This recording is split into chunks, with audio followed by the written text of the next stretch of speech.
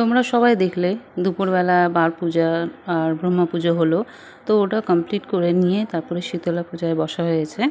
শীতলা পূজায় জোগাড়যন্ত্র চলছে, ঠাকুরমশাই ডাব বসাচ্ছে ঘটের মধ্যে, সব জোগাড় করে নিয়ে তারপরে সংকল্প করছে মিস্টার।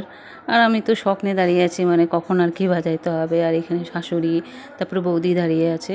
পুজোর জোগাড় টোগাড়গুলো সব কমপ্লিট করে নিয়ে পুজো হয়ে নিয়ে এখন আরতি চলছে, সব একে একে আরতি দেওয়া হচ্ছে। এদিকে আরতি হচ্ছে আর এদিকে সব কাকিমা জেঠিমারা তারপরে আমার যা এরা সবাই এসছে পুজো দেখতে। সবাইকে ডেকে এনেছি যে সবাই আসো ঠাকুর পুজো দেখো। সবাই এসছে, এসে নিয়ে সবাই বসে পুজো দেখছে। পুজো হবে, প্রসাদ টসাদ খেয়ে তারপরে একে একে সবাই বাড়ি যাচ্ছে। আর এদিকে আমার ভাইয়ের উপোস ছিল, তাই ভাইয়ের খিদে পেয়ে গেছে। আর এদিকে ছোটোটাও মোটামুটি সকালে সে খেয়েছিল। আর ঋতু তো উপোস ছিল, দুপুর 3টা পর্যন্ত উপোস ছিল। তারপরে তো শীতলা পুজো হয়ে যাওয়ার পর খেয়ে নিল।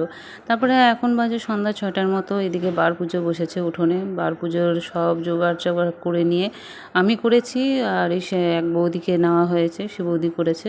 তো বার পুজো বাইরে দেওয়া হচ্ছে, অঞ্জলি দেওয়া হচ্ছে। অঞ্জলি আমি আর মিস্টার আর শাশুড়ি করছি, কারণ ভাই উপোস ছিল, ঋতু উপোস ছিল, কিন্তু ওরা না অতক্ষণ পারবে না থাকতে। তো ওরা শীতলা পুজো করেই খেয়ে নিয়েছে।